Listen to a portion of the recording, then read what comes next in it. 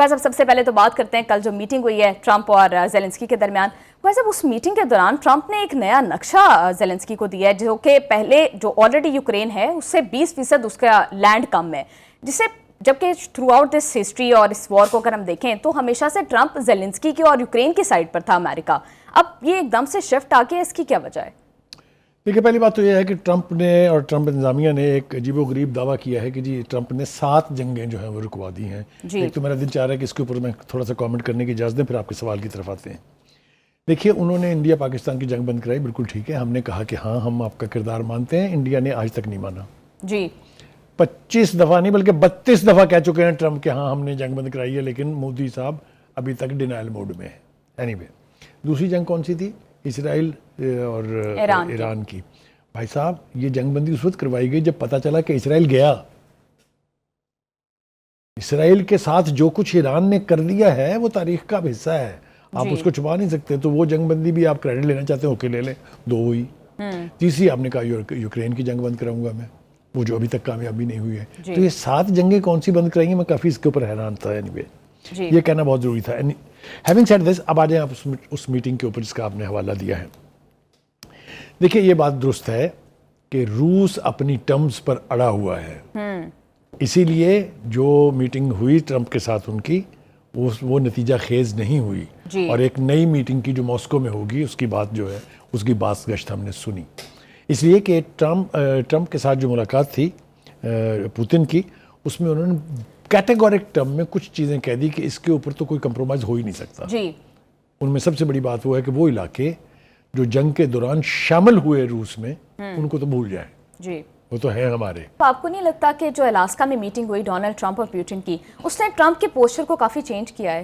हाँ, मेरे ख्याल से उन्होंने जो यूक्रेनी सदर को जो कुछ कहा है, एक तो नक्शा आपने इसका हवाला दिया, 20% तो उसमें वैसे ही लैंड यूक्रेन की नहीं है, चूँकि वो ऑलरेडी रूस के कब्जे में है जी। कुछ इलाकों के ऊपर डिस्प्यूट है जिस पर रूस फिर डटा हुआ है कि ये इलाके तो हमने ना छोड़ने हैं ना उनको लेने देने हैं। लेकिन बात यहाँ तक ख़त्म नहीं होती है। असल बात यह है कि मशरक़ी इलाके जो हैं यूक्रेन के, उनमें से बहुत सी जगह तो ऑलरेडी उनके पास है और बहुत सारी जगह के ऊपर उनका दावा है।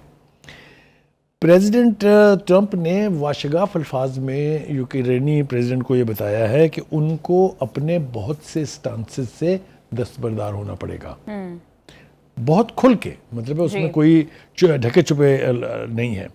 इसी तरह से जो यूक्रेनी सदर और यूरोपीय रहनुमाओं के ने यूक्रेन के लिए सिक्योरिटी मांगी है कि सिक्योरिटी की यकीन दहानी करा दें, वो भी प्रेसिडेंट ट्रंप ने करा दी है, बाद में उसका हम जिक्र करेंगे।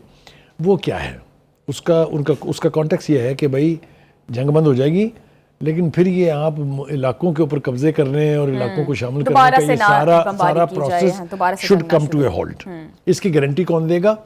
गारंटी के ऊपर प्रेसिडेंट ट्रंप मान गए हैं कि मैं दूंगा, और पुतिन ने भी इसको एक्सेप्ट कर लिया है कि अगर ये गारंटी ट्रंप दे रहे हैं कि ये नहीं होगा या ये होगा, तो मेरे लिए वो एक्सेप्टेबल है। ये बहुत बड़ा ब्रेक थ्रू है जी। लेकिन मुखार साहब, क्या यूक्रेन सिर्फ यही हासिल कर पाया इस मीटिंग से? क्योंकि अभी तो अब तो ये लग रहा है कि यूक्रेन को हाथ धोना पड़ेगा शायद। देखिए, गुजारिश ये है कि ये एक तवील जंग है जो कई सालों पर मुहित है। नुकसान जानी दोनों तरफ से हुआ है, लेकिन यूक्रेन का ज़्यादा हुआ है जी। इलाके यूक्रेन ने कुछ कब्जा नहीं किए हैं, कुछ छोटी मोटी जगह के ऊपर शायद वो दरअंदाज हुए हों, लेकिन मैक्सिमम इलाके जो हैं वो रूस के पास हैं उनके। इसलिए रशिया जो है वो इन डिक्टेटिंग टर्म्स तो वो है जी। अच्छा जी, इस मीटिंग के हवाले से बहुत इंपॉर्टेंट ये मीटिंग थी जिसमें यूरोप के बहुत सारे लीडर शामिल हुए, जिसमें यूक्रेनी प्रेसिडेंट थे जी, जिसमें ट्रंप ने वो मीटिंग चेयर की थी।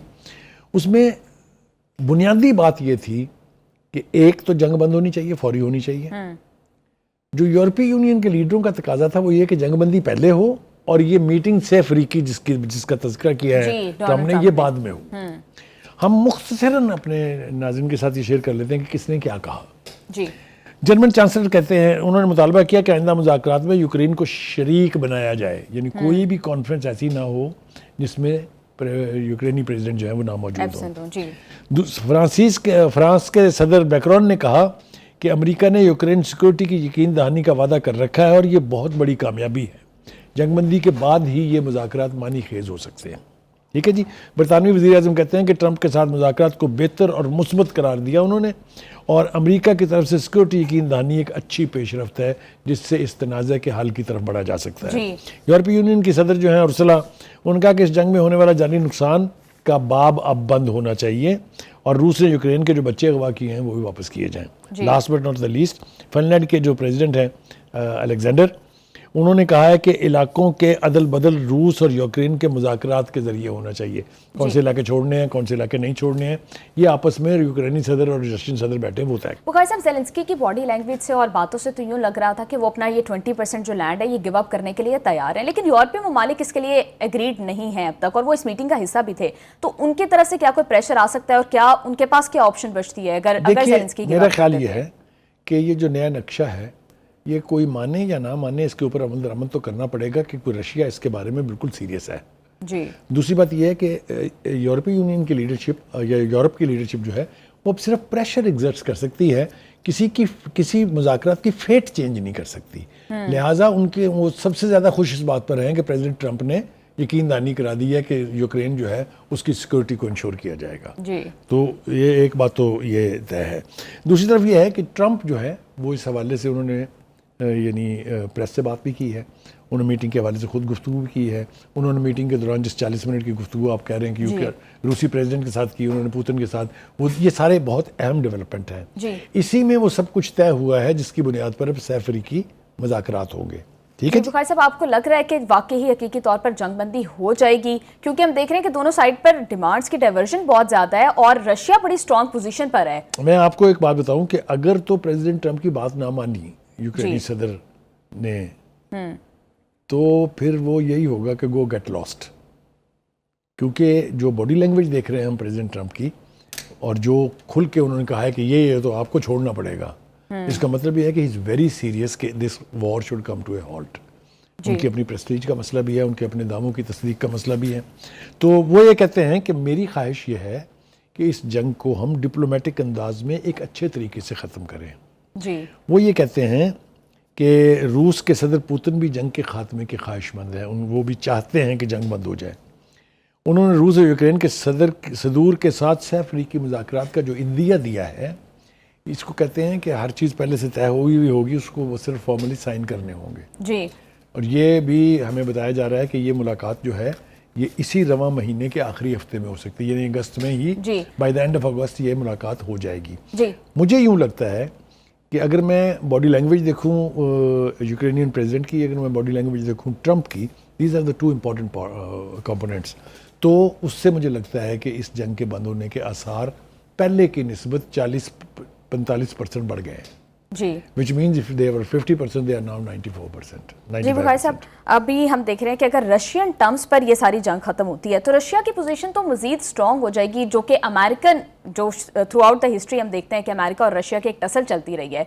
तो अगर ये जंग खत्म हो जाती है और रशियन टर्म्स पर खत्म होती है और वाकई वो यूक्रेन का इतना हिस्सा काबिज हो जाता है उस पर, तो फिर तो रशिया पहले से ज़्यादा स्ट्रॉन्ग हो जाएगा। इसमें तो कोई दो राय नहीं है। पहली बात तो ये है कि यूरोप जो है वो इस जंग के बढ़ावे में और जंग के इतने तवील होने में इंस्ट्रूमेंटल रहा है जी। उन्होंने फाइनेंशियल सपोर्ट भी दी है, उन्होंने वेपन्स की सपोर्ट भी दी है। अमेरिका तो बहुत बाद में दाखिल हुआ इसमें, और ये बात आपको याद होगा, यानी जब ओथ लिया था उन्होंने अपने ओहदे का प्रेसिडेंट ट्रंप ने, उसी वक्त उन्होंने कहा था कि मैं जंगें ख़त्म कराने आया हूँ, तो उसको साबित भी तो करना है ना जी बुखारी साहब। और डोनाल्ड ट्रंप ये भी कह रहे हैं कि अब उनके फोर्सेस जो हैं वो जाकर यूक्रेन में नहीं लड़ेंगी, तो फिर क्या सिर्फ ज़ुबानी कलामी तरीके से यूक्रेन की जो सिक्योरिटी है उसको इंश्योर किया जाएगा और उसकी ज़मानत दी जाएगी? देखिए, मैं ये समझता हूँ कि अगर रशिया इतना कुछ गेन कर लेगा तो कहीं ना कहीं उसको भी कुछ ना कुछ स्टेप बैक करना पड़ेगा। मेरा ज़ाती ख्याल ये है कि अगर ट्रंप या United State of America as such guarantors बनते हैं कि अब पीस रहेगा दोनों के बीच में, तो मेरा नहीं ख्याल कि उसकी वायलेशन इतनी आसान होगी। तो ये इंडिया कि हम उसमें प्रैक्टिकली नहीं जाएंगे वॉर में, लेकिन ये गारंटी कि हम सिक्योरिटी देते हैं कि यूक्रेन के साथ कुछ नहीं होगा, ये दोनों इंपॉर्टेंट बातें ट्रंप एक ही सांस में कर रहे हैं। तो मुझे यूँ लगता है कि ऑल सेड एंड डन थोड़ा बहुत ऊपर ऊंच नीच हो सकती है, थोड़ा सा गिव एंड टेक हो सकती है, लेकिन ये मुआहिदा होने जा रहा है। मगर एक इससे पहले कि हम जाएँ, मेरा ख्याल है जो हुलिया हमारे यूक्रेनी सदर का रहता था उसके ऊपर बात ना की तो बड़े बड़े body language is very important इस तरह की मीटिंग्स के अंदर। जी बुखारी साहब, स्टूपिड प्रेसिडेंट तक पहली बात तो ये है कि ये हमने, चूंकि मैंने खुद ये प्रेसिडेंट के टूर्स जो हैं वो कवर किए हुए हैं, एक बाकायदा प्रोटोकॉल है वाइट हाउस का जिसके अंदर जो उस आपकी आउटफिट का बहुत दखल है, आपके आपके आपके बॉडी लैंग्वेज का बहुत दखल है। ये बिल्कुल ऐसे लग रहा था जिसको बाहर से आवारा आदमी पकड़ा है और लाके प्रेसिडेंट के साथ बिठा दिया है। उन्होंने बगैर कॉलर के शर्ट, वो टी शर्ट टाइप चीज़ पहनी हुई है और आपने देखा कि कितनी बिटरनेस थी ट्रम्प के लहजे में। उन्होंने खुल के उसको कहा कि ये जंग तुम नहीं जीत सकते, ये तुम्हें जंग बंद करनी पड़ेगी। फिर ये भी कहा कि हम $50 मिलियन जो हैं वो हमने बीच में अपने झोंक दिए हैं वगैरह वगैरह।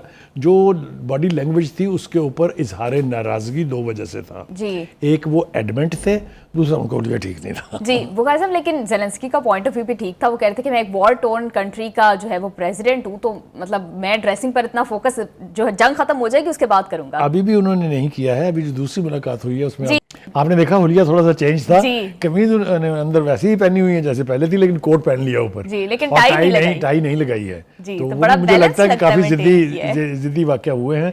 लेकिन आपने देखा थोड़ा सा हुलिया उनका ठीक था, तो कितना लाइटर माहौल था, कह लग रहे थे। ट्रम्प भी हंस रहे थे, मसूद खुद भी हंस रहे थे, जो बाकी बैठे हुए थे यूरोपीय यूनियन के लोग वो भी हंस रहे। तो हुलिया जो है it matters when you operate at that level in diplomacy, तो ये बहुत ज़रूरी होता है। लेकिन बुखारी साहब, आपको क्या लगता है कि पहले से ये डिसाइडेड था कि किन टर्म्स एंड कंडीशन पर बात होगी? देखिए, ये हमेशा होता है, जितने इंटरनेशनल एग्रीमेंट्स होते हैं किसी के दरमियान भी हो, चाहे दो जंगें लड़ने वाले मुल्क हों या अच्छे मुआहदे हो रहे हों, जिस नौइयत के भी मुआहदे होते हैं उसके ऊपर ग्राउंड वर्क बहुत पहले से हो गया होता है। ट्रंप जो कुछ आज ही इस मीटिंग में कल कह रहे थे, ये सब कुछ पहले से सेटल हुआ है। 40 मिनट की जो टेलीफोनिक गुफ्तगू थी उसमें yes and no, I agree, I don't agree हो चुका है। अब तो ये फॉर्मेलिटी होगी, जब भी ये मॉस्को में मुलाकात होगी जहां फाइनल डिसीजन होगा कि जंगबंदी हो रही है, उससे पहले तमाम काम जो है वो कर लिया जाएगा। अब मेरे ख्याल से सारी आंखें जो हैं, all the focus is that tripartite meeting जो मॉस्को में होने वाली है, उसमें ही फ्यूचर डिसाइड होगा कि यूक्रेन ने जंग बंद करनी है, नहीं जंग बंद होनी है कि नहीं होनी, दोनों मुल्कों के दरमियान पीस लास्टिंग होगा कि नहीं। बुखारी साहब, आपको क्या लगता है कि देर पामन मुआहदा हो जाएगा इसमें? मेरे ख्याल से दोनों ही मुल्क तंग आ चुके हैं जी। मैं कई सालों पर मुहित ये जंग जो है, इसका जानी नुकसान तो अपनी जगह है, लेकिन जंग लड़ना जो है ये सस्ता खेल नहीं होता। आपको पता है कि ये इक्विपमेंट जो इस्तेमाल हो रही है एक दूसरे के खिलाफ, इट्स वेरी एक्सपेंसिव। वो ट्रंप यही रोना तो रो रहे थे कि भाई ये जंग बंद करो, कब तक ये खर्चा तुम अफोर्ड कर सकते हो। तो हैविंग सेड दैट, मेरे ख्याल से we should also look towards Moscow. जी बुखारी साहब, इसके अंदर एक और स्टेक होल्डर भी है, वो है यूरोपीय यूनियन। तो उस पर क्या इफेक्ट आएगा अगर ये जंग बंदी हो जाती है और फिर अगर यूक्रेन अपना 20% लैंड जो है वो गिव अप कर देता है? यूक्रेन इसका यूरोपीय यूनियन का क्या फिर स्टैंड होगा? क्या देखिए, पहली बात तो ये है कि Trump is in a position to prevail upon यूरोपीय यूनियन, हमेशा से रहा है। पिछले कई दहाइयों से आप ले लें, बल्कि डिप्लोमेटिक लैंग्वेज में तो ये कहा जाता है कि यूरोप जो है छोटी बहन है अमेरिका की, जो अमेरिका चाहता है वही होता है। और वो हमेशा, आप मुझे एक वाकया बता दीजिए इंटरनेशनल जिसमें यूरोप जो है अमेरिका के साथ ना खड़ा हो, चाहे वो वियतनाम की जंग थी, चाहे वो अफगानिस्तान की जंग थी, चाहे वो इराक की जंग थी। कहाँ कभी देखी आपने कोई मुखालफत? किसी एक लफ्ज़ नहीं किसी ने बोला, हालांकि तीनों जंगों में भागना पड़ा अमेरिका को अल्टीमेटली। तो कहने का मतलब ये है कि मेरे ख्याल से वो, आपने देखा नहीं उनका लेजर ही देखा आपने, जो मैंने आपको कोट सुनवाए हैं, इसकी कोई वजह थी ना जी। कहीं वो कह रहे हैं कि ये हम नहीं होने देंगे, तो ये तो टेम हो जाएंगे, आप फिक्र न करें। व्हेन एग्रीमेंट के करीब पहुंचेंगे, this thing all will be. उनके बेस्ट इंटरेस्ट में तो ये है कि रशिया उनके बॉर्डर्स तक भी ना आए और जंग असल में they want to keep Russia as away as possible, and Ukraine is a buffer zone.